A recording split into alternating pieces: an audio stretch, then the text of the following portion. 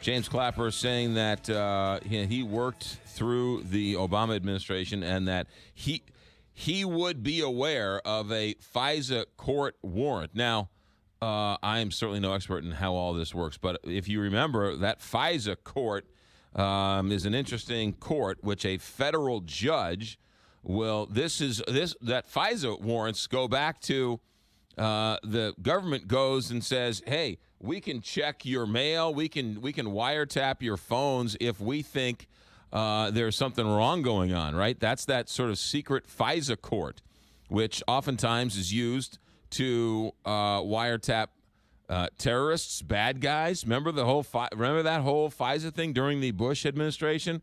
And so if Donald Trump says that he was tapped by the government, that means that there is a federal judge somewhere who saw some type of evidence that would lead that judge to believe that there might be some crimes being committed, therefore allowing the federal government to then tap his phones.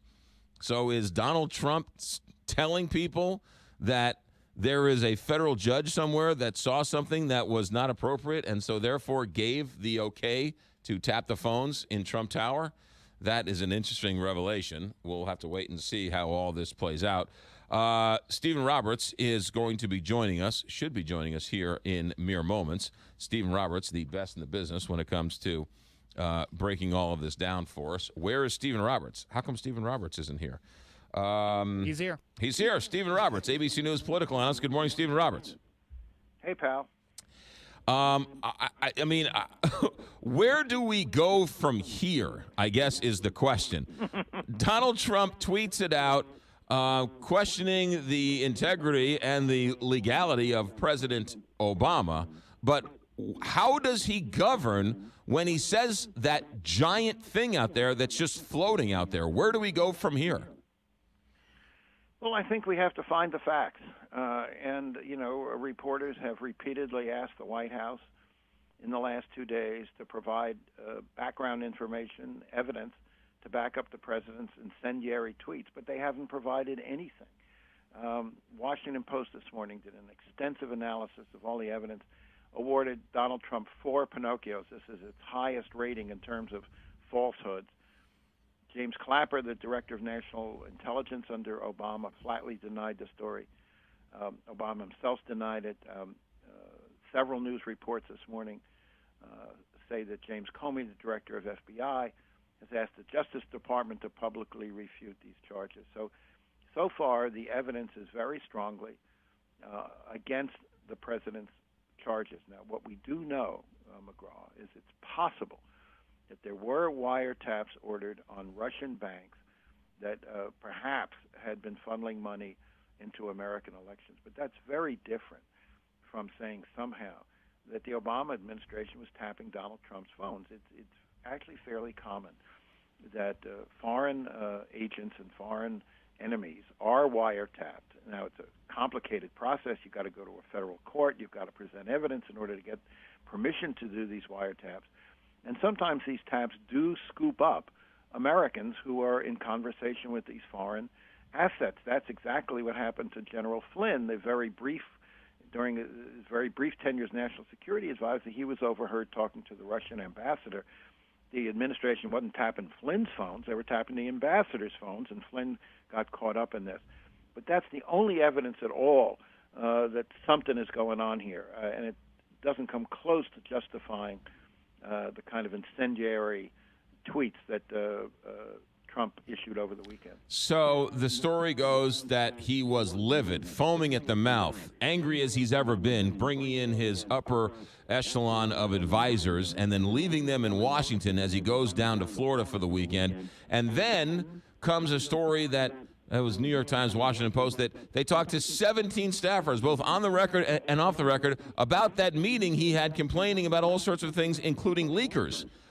How can this man govern when it seems like the whole thing is in complete disarray? Well, that's a very good question. And really, the most important issue here, and you and I have talked about this more than once over the last couple of years, at the heart of this issue is the temperament and the judgment of Donald Trump.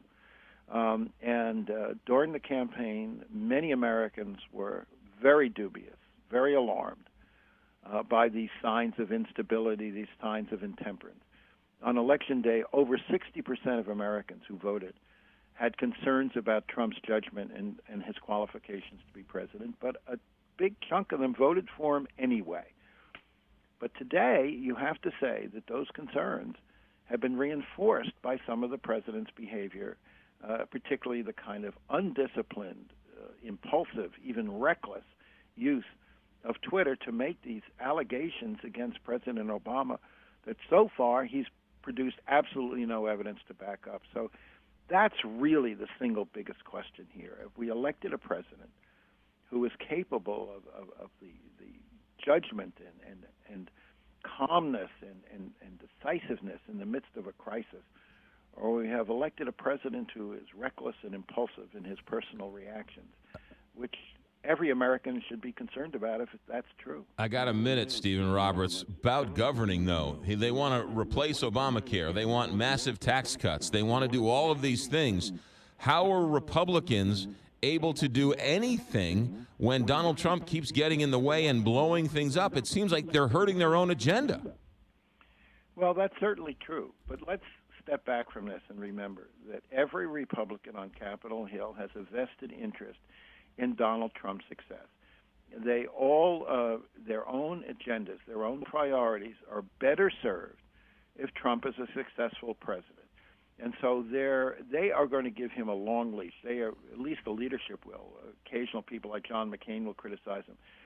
But the leadership is tied very closely to Trump because in the end, they think that Trump's abilities, Trump's success, will help them implement their own program. Now, there are fissures, there are fractures.